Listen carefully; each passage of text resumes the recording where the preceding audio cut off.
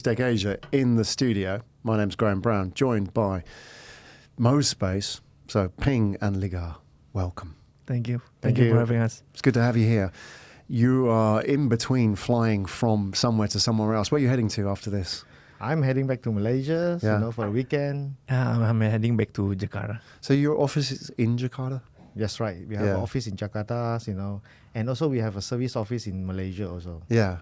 And where are you both from? You're both from Malaysia and Indonesia originally? Yes, that's right. Okay. That's right. Yeah. So we're going to talk about logistics, storage, transport, everything like that challenge. It seems that whenever we talk about Indonesia or the emerging markets in Southeast Asia, the first problem is just those kind of infrastructure type problems, isn't it? That's the fundamental problem that we have. And we were just talking about traffic as an example. Yeah, right. And hence Gojek and, these emergence of these super app platforms that do everything now, right? Correct.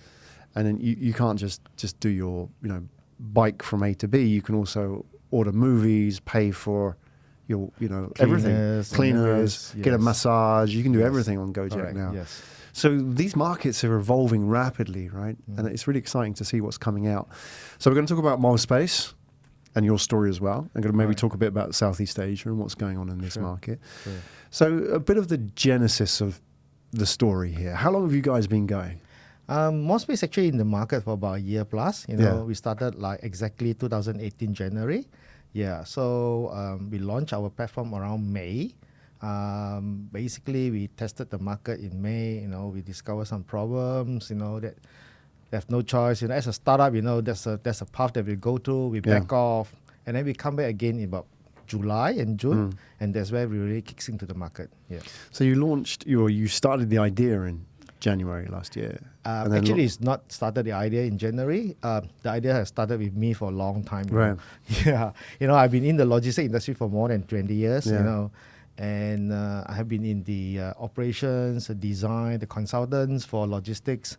And towards later of the years, my experience, I start to get into operations. Start to get into the country manager for China. And I start to encounter a lot of problems that all these logistic players, they were facing. And that is where the Mospaze idea come up. What is that fundamental problem? That only you understand as an insider. What is it? Actually, to be honest to you, this is a very fundamental and basic problem that most of the logistics players, they experience, and most of the logistic users, they also experience. Most important, let's start from the logistic user side, okay? When they want to find a logistic service provider, or they want to find a warehouse, what they do, they normally get to a real estate agent, or they go through a tendering process to get the logistics services. Let's say they just want to find a warehouse space itself only. All right, they will go to a real estate agent. Real estate agent will start to show them a few property. What if I want one in Surabaya, I want one in Medan, or I want one in Jakarta? They have to fly around to have a look of it. Yeah. And sometimes the real estate agent, they only specialize in one area. They will not be specialized in 300 kilometers away, is it? Yeah. So they have to get their colleagues, to get it, show them. They will get another agent, a double agent, a triple agent to get it done. And come to that point, a lot of the prices will be all jacked up, and it's not transparent anymore, right? Not to mention you have to fly there as a user, right? So the hassle is a lot. And end of the day, logistic user will just say, forget it. Let me just go straight to the logistic provider to get it done. And the logistic provider will be having the same problem also, right? They will show them whatever they have and they will charge them whatever pricing they have. So there's not transparency there. And it become the market is actually, the pricing is not transparent, booking experience is so difficult, all right? Coming from the logistic provider itself, sometimes they also facing a problem. They normally get a warehouse, it will be normally like 80%, 90% full. Right. Don't mention about seasoning up and down, you see. Yeah. When the seasoning up, they start to look for warehouses. When the seasoning down, the boss will come and say, hey, come on, Ping. Yeah. Come on. Yeah. Reduce a bit of cost, get a bit of people. We're losing money here. Yeah. So then we start to look for customer, how we can get the customer, because we are not exposed. Yeah. Right. So this is all this problem, and Mospaze is here to bridge the gap here. Right. This sounds like Airbnb. Exactly. You just hit right on the spot. It just sounds like Airbnb. So you've got fundamentally, so for the listeners and people viewing as well, that understand what the Airbnb problem is. It's basically an illiquid market where you can't just suddenly just cut off a part of your house and Yes. rent that out. Yes. And most people don't bother because it's too painful. Correct. It's too much lack of information in the market that people can just kind of like buy and sell. This Correct. inventory Yes. is mismatched, right? Yes. So what if we built a platform like Airbnb for logistics? Correct. So this is what is important now. Yeah. It's the same thing like a Grab or Gojek. Yeah. Yeah, you have a car, right? You just build a platform and then you can share your car during Yeah. the. So that's why we want to build a platform, a marketplace here. Got it. Where our customer can actually choose which property or which service provider they want. And our service provider will be able to list whatever services they can provide as their wish. And based on that, they can meet each other, talk about the flexible term and condition. How nice to actually book a warehouse based on like 1 month, 2 months or 3 months, rather than, hey mate, you have to sign for a 1-year contract. Yeah. Right. And the other thing, how nice is that, the customer say, I will charge you based on one pallet, one carton you deliver out. Yeah. Rather than no, you have to charge, I will charge you the fixed amount of cost. This is the problem, right? Because if you look at, for example, last mile delivery services, if you were a delivery driver, you have to charge like a whole day's wages because you might only get like one package, right? Exactly. Yeah. So there's no point in you segmenting out and charging by parcel because like you do this and that's all you're going to get for the day. But if somebody said to, look, I can get you like 10 packages delivered in a day, they can then reduce their cost right down. Exactly. So you've got that sort of illiquid market. So it sounds like from your side, you can do that for warehouses as well. It's like, there's no point me just renting this out to one guy. Yes. Because, it's just like, that's all I can do. I can't market this myself. But if you look at this way, sometimes in the warehouse, the warehouse has one manager, one supervisor. But they basically just running for like 80% of the time. Yeah. They have another 20% or 30% spare capacity. And with that particular spare capacity, if you can be marketed out, rent it out, you can actually have a cost sharing with your existing customer. You can tell existing customer, hey mate, I managed to rent out another 10% out. How about share 5% or 3% with you, and I get the rest of the 7% saving. So this is something that is a double-sided sword. Yeah. Okay, everybody will benefit from it. I guess this is also what we are always talking in the market, sharing economics. Yeah, exactly. Okay, Ping, so you're from the world of logistics. Correct. How about yourself, Ligar?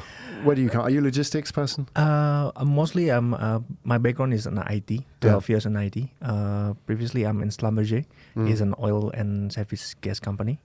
So after that, I make my leap of faith to join Kuro before they being acquired by Grab. Yeah, and I met him at the. Where did you meet? We met in the social media chat room, okay? How can you meet in a social media chat room? No. Is this where this whole thing started, in a social media chat room? No. Actually, Who pitched who? How did the pitch happen? Actually, it's me. It's Yeah. me. I just want to look at some of the latest technology in logistics, okay? Yeah. Because I myself have been so experienced in the operations, running the operations. And I'm just thinking, how can I get someone who's strong in the technical term, strong in the startup, strong in getting all the advanced artificial intelligence, machine learning techniques out. So that's why I post some questions in the social media, and someone just replied to my questions, man. and this is the man. What was this social media chat room? This one I think I have to keep it as a confidential, just in case someone else is looking for the same button. Oh, I see. It's a Tinder for business. Tinder for business. Yeah, that's right. All right.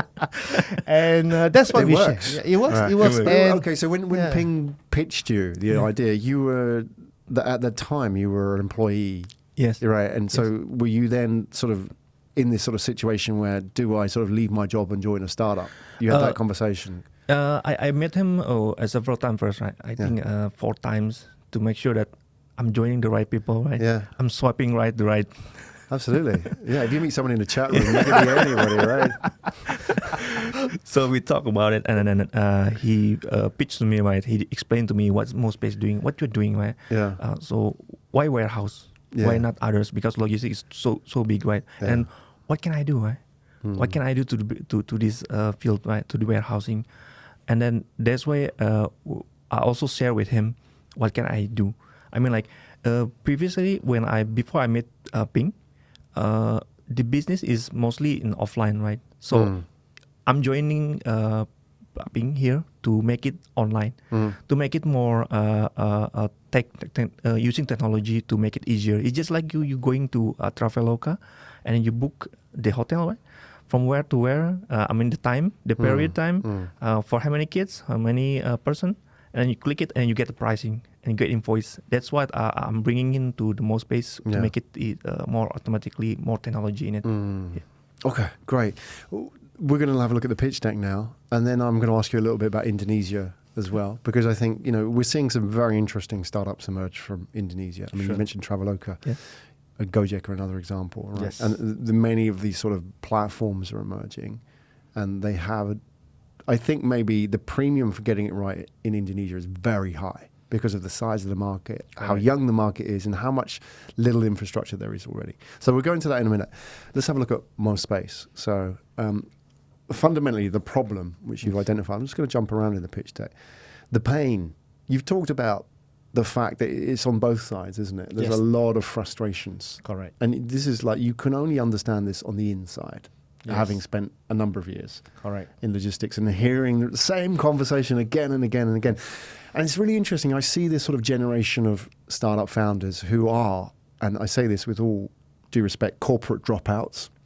Not the college dropouts who are these young kids building billion-dollar platforms. These are corporate dropouts who know a problem, seen it, and want to fix it. It's as simple as that. They don't necessarily want to change the world. They want to fix this problem first, and that may be then changing the world later, right? Correct. So, that sort of inside experience is really valuable here. Okay, so that's the problem. Market size, because this really helps me as an investor or somebody who wants to join your team understand how you understand the problem. You've got a couple of slides of market size here. I'm just going to jump a little bit back and forth on. You've got on slide 2 the future projections, and also there's one on slide 6 here about growth. So let's start on the future projections one, and bear in mind some people are listening so they can't see this. What is the market that you're dealing with? Actually, if you look at the whole market size of Indonesia, especially Pak Jokowi, he has been strongly promoting Indonesia to become the logistic hub for Asia. All right.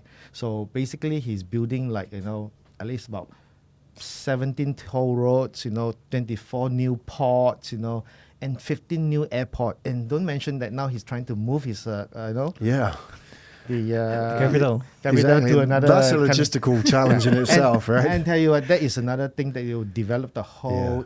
Imagine all the warehousing those guys are going to need, right? Exactly. You could just be like hearing cash registers ringing when they said they're going to do that, right? And we are so excited when we see that how Pak Jokowi, he really want to promote the Indonesian market in terms of the logistics, you see.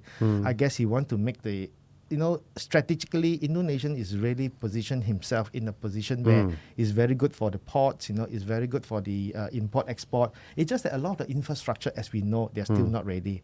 And when Pak Jokowi announced all this infrastructure building that he wants, he has actually can research, have done the research, and he see that, by year 2020, 75 billions of spending will be in the logistic industry. In Indonesia. In Indonesia itself. All right. And out of the 75 billions, 28 billion will be in the warehousing, infrastructure, talk about the spending of rental, is talk about, spending about operation and everything. And for this one, we see there's a big market. Okay. A lot of times, if you look at the whole Indonesia, the Java island itself, East Java, Jakarta, West Java, Jakarta, and also East Java is like Surabaya. These two cities contribute about 75% of the economics. Okay, but when you mention about the other 25% is all the small city like in Sumatra, Medan, Palembang, also like in Pontianak, Banjarmasin, all these Kalimantan city, they are also the city that they want to be brought up and go. And that is where the logistic is deadly required, a warehousing there. Not to mention about all the e-commerce industry in Indonesia is booming. You have 4 unicorns. Out of the 4 unicorns, Tokopedia is one of it. Things like that. They are trying to reach all these tier 2 cities. Right. In order to reach tier 2 cities, single day delivery is very important. When I was in China, I ordered a mobile phone screen protector from Shanghai. They deliver from Shenzhen within 1 day. How did it happen? And this is where the models that Indonesia they want to build now. Yes. Right. And with us, we are actually there try to build our network in this tier 2 city, tier 2 and tier 3 city.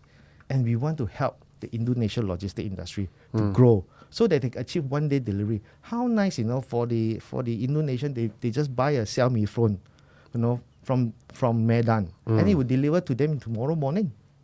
This is what we actually want to build the warehouse there. Got it. I'm going to ask you a few questions now. Right. So help me understand. You are the experts on this matter. So Indonesia has how many islands? This is like a general knowledge quiz. Come on.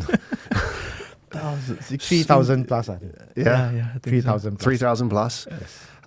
How does that then, if you consider logistically, that's just a massive problem. The fact you've got 3,000 islands, therefore, does it mean that whoever solves that problem can solve that problem anywhere? Because like in Singapore, one island, or if you include Sentosa and Pulau, maybe 2 or 3 islands, right? Yeah. You're not you haven't had to develop the muscle and compete against a lot of people to kind of like then find that sort of solution at that sort of higher level. It's a lot easier here. So does that then contribute to the fact you have to think deeper and think harder about the problem? Definitely, because in Indonesia, not only the island is a problem, okay?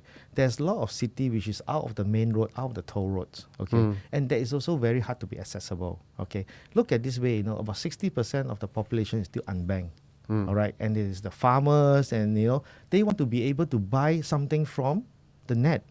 And they can't get it delivered. Even they can buy, they can't get it delivered. Yeah. Right. So that's why we have to study the whole Indonesian network. Okay. We want to work with some of the big company here so that we can see how we can strategically position some of the warehouse in some of the strategic city.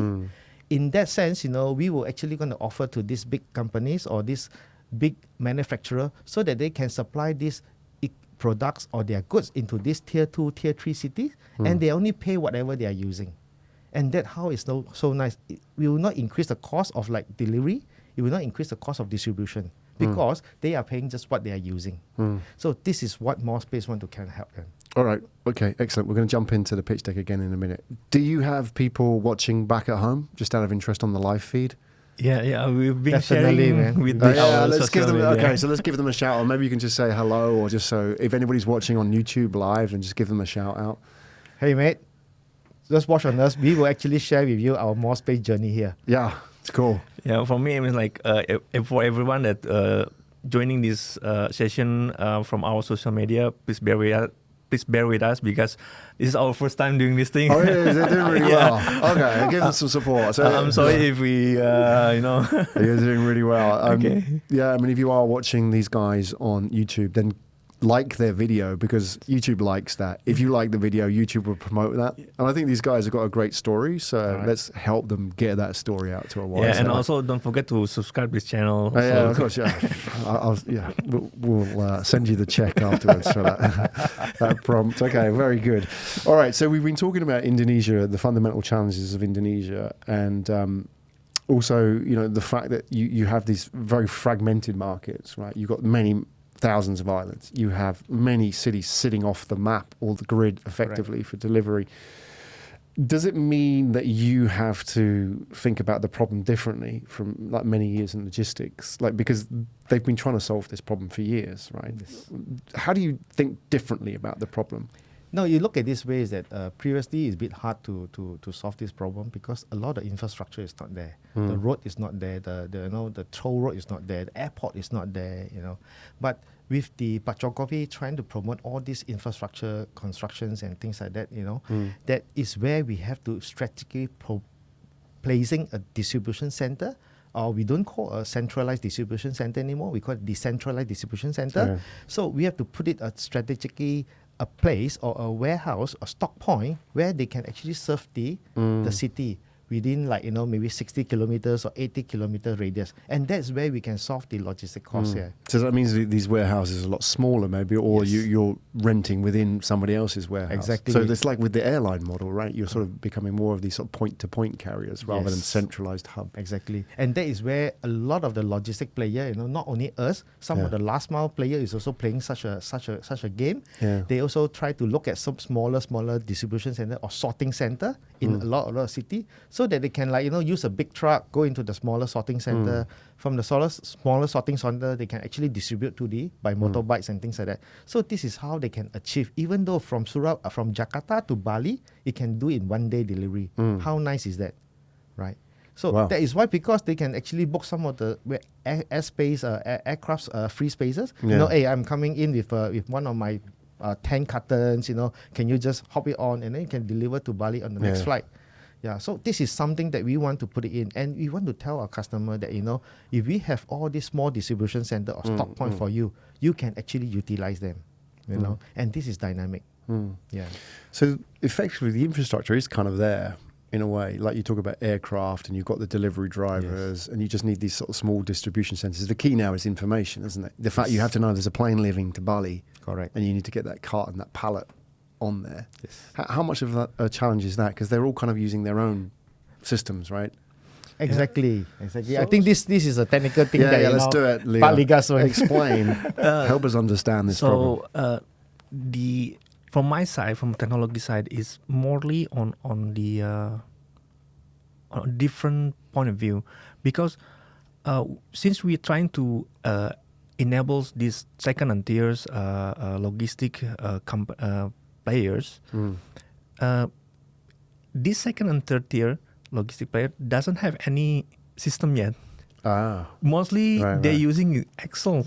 Excel spreadsheets. Yeah. There you go. Yeah, so I cannot connect to them using our API or our high-tech things, because they don't have the endpoint for us to connect to them. So so we are here to them to educate them. Like on the operational side, Paping here is trying to educate them on how to do operational properly, send them a SOP, create them as SOP, training, supervise, and other. For me, on the technical side, we're trying to share our system to them. We share our WMS for free, so they can, leverage their level, so they can be one level with the big players. So the big players can see them as like, I can use them as our fulfillment services or our logistic partners, something like that. Right. So it's more on the other side, means that we want to engage with them. We want to bring them in our technology. Very interesting.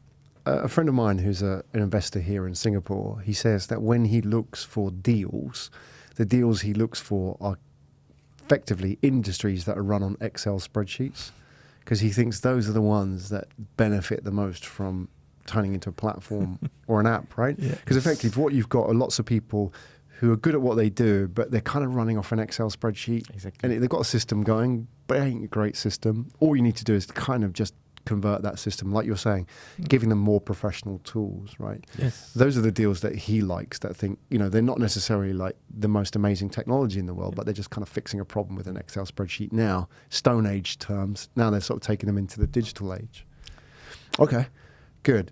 Where does this go from here? Like, what are the sort of opportunities? Because you're talking about warehouses and logistics, and if you look at the history of any platform, it doesn't stop there. If you think, when you're out there telling your stories, are you just focused on what you're doing now, or are you sort of telling people about the possibility of what this could become in the future as well?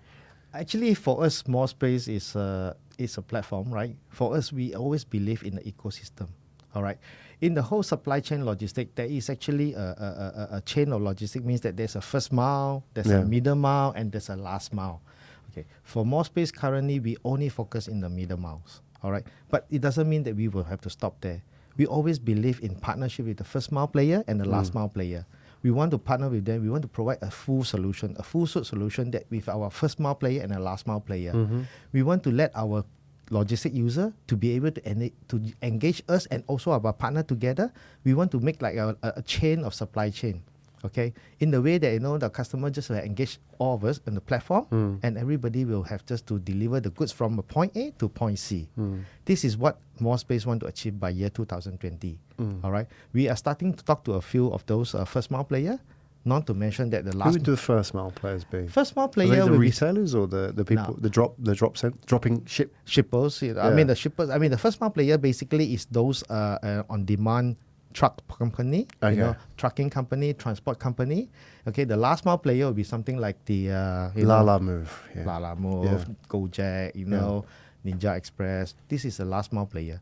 So for us, we are actually in the middle mile. We want to solve all the middle mile problems. Okay, we need the warehouse, we need your distribution network, how to optimize your storage. This is what we want to solve. And with the first mile and last mile, we will leave it to the professionals, like our partners, to do it. And again, customer who engage in our warehouse, they will be able to get a full suite. Even we are talking to some freight forwarder, they will be able to do the cross-border clearance also. And this is where we believe in growing the market together. To be very frank with you, in this industry for so long, I always believe in partnership. Okay, partnership with some of our partners, loyal partners, so that we can actually go together, grow the economics, Indonesia economics. Not to just want to monopolize the whole market, and then we just the game is there. So is the long-term vision, obviously you're starting with warehouses, and distribution centers, and the sort of the outposts, the smaller warehouses that you're building. Is the long-term vision then to be a platform where you're just effectively sending data from first mile to last mile player effectively, which is the same as packages, right? So it's data logistics between the two. Exactly. Yes. So I want to add one. So in the future, we want to become a full stack solution for logistics. Means that while we're focusing on warehousing, we can also integrate with the last mile and the first mile, right? Yes. So when people come when customer comes to our platform, they can have it all. But not that we do it all, but we become a natural platform where we partnership, because we believe in collaboration. In this era, I think you just need to focus on what you best do, and then leave it the rest with the expert. That's why we partnership with the last mile and the first mile. If you look at this way, Traveloka, they started with what? They started with air tickets, I think, right? Traveloka. And then now they go into hotel, they go into car rental, they go into food. I believe, yes, they have some department doing some of these things, but I also believe there is some partner actually supporting them. Yeah. So that's why we are actually learning from all these big unicorns, so that we want to become the same business model. In the logistic, in the full chain of supply, there's a lot of things that we have to be partnership. There's no way you can do everything by yourself. And I don't believe someone can do it by yourself. Right? Absolutely. It's the way to build it. Let's talk about, just summarizing, your team. So you've got a slide on the pitch deck as well. If I can just sort of jump back into that. You've got a slide about the team here, which just sliding towards the end. Yourself, obviously, Ping and Ligar. There's a couple more people in your team as well. How big is your team? Currently, we are running by about 13%, and we have an operation engineer, we have a WMS engineer, we even have a warehouse engineer. All right. So that is our team. In terms of the management, we have our head of sales, Paduli, and also we have our strategic officer. All right. So which is giving us advice on how strategically to be moving. But in terms of day-to-day operations and running the business, is actually myself. Okay, and also Ligar, he's actually involved in the technical side. So with this dream team that we have here, and especially all our operational engineer or warehouse engineer or WMS, they are all from logistic background. They're not someone that we get from school level and then they were just don't know what to do. That's why, even though if I'm not there, any of them, they can actually entertain our customer inquiry. Yeah. So this is our dream team. Okay. And then from here on, what's the main ask? Are you looking for funding or are you looking for people? We actually are looking at both things. Okay. Most important thing is that we are looking at a strategic partner. Strategic partner, beside of giving us a funding, we also want to look at strategic partners who are interested to go into the logistics startup and they want to grow their existing problem. As an investor as well? As an investor. So what stage are you at now? We are currently at the pre-series A. Okay. Yeah. Right. So you've done one or two rounds before? We actually currently are bootstrapping. Okay. And also we have some angel investors. You bootstrapped until now? Yes. And also we also have an angel investor. Okay. Yeah. Right. So so you've got angel investments, and now you're looking for a pre-series A. Yes. And how much are you raising? We are looking at about 2 million. Okay. $2 million Sing, not rupiah, right? So sorry on your base there. That's not going to get you a lot over there. So 2 million Sing, which we're going to get. What will that get the investor?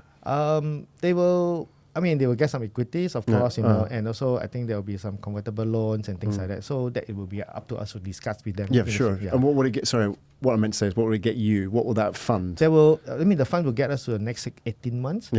the next 18 months, try to expanding our team. Especially we want to expand in outer island, like what you have mentioned.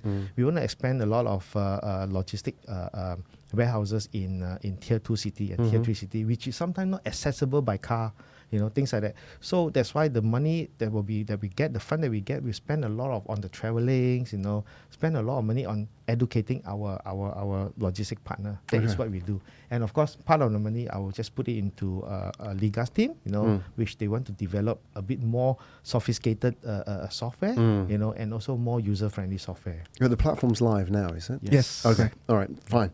And people also, we are getting more engineer in. Once we are going bigger and bigger, of course we need more operation engineers and also more software engineers. So that's what we are trying to get it in. But to be very frank with you, at the moment we sort of like cut short our, we are stopping our recruitment. Yeah, mainly because we want to look at our run rate, for the next 6 months. Yeah, get focused as well. Correct. Yes. Yeah. Fantastic. Well, it's been a real pleasure meeting you both. Thanks. And hearing from you as well. And I wish you all the best with your journey. Thank you. And the ongoing growth. I mean, the space that you're in, it's completely right that it will come from a place like Indonesia, this kind of solution. As we've all these kind of, everything from Tokopedia to Traveloka to Gojek. Yes. How these platforms are emerging as well. And they start off obviously building that competence in doing one thing really well, solving that infrastructure problem, and then they kind of add on functions to that. Right. Solving more customer problems effectively. Yes. Now that you have the relationship and the trust, you can then solve something else and start building out more of a robust ecosystem as well. So it's going to be exciting to see how that goes with you guys. Definitely, So, finally we really reach, more people to reach out to us. Yeah. We want to share our experience, our solution with them, you see. Especially we come from even though when you are a logistic provider, you say, I want to see how Mospaze can help us to grow. Yeah. Come to us. You want to see customer, how to expand their business network and distribution network, come to us. We will actually, help them more. Is that only Indonesia? I know you're focused on Indonesia because I don't want you to be that with conversations that aren't relevant to you. Yeah, actually no. The truth is no, because we were actually going back to Malaysia next year. That is what we are doing now. If you look at the whole Asian market, this concept of on-demand warehouse, is very limited. It's not a lot of players there. My friends in Thailand, it's been calling me, can you come over to me, and then we can give you about 100 warehouse that you can immediately go on board.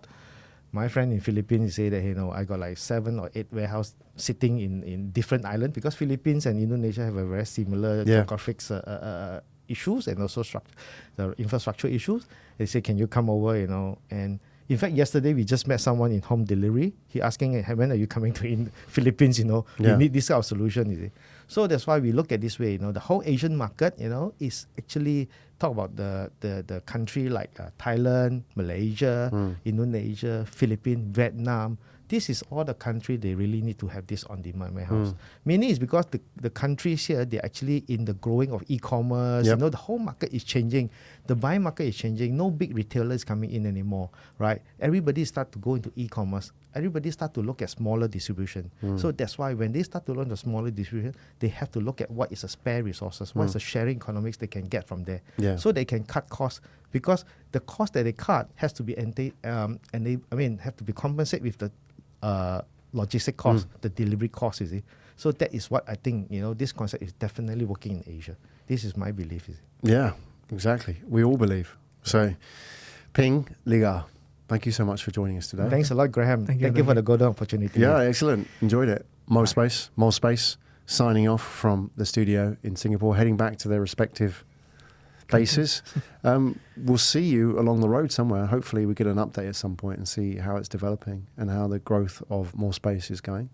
Love to get an update. Yeah. This is Graham Brown. You've been watching Pitchdeck Asia.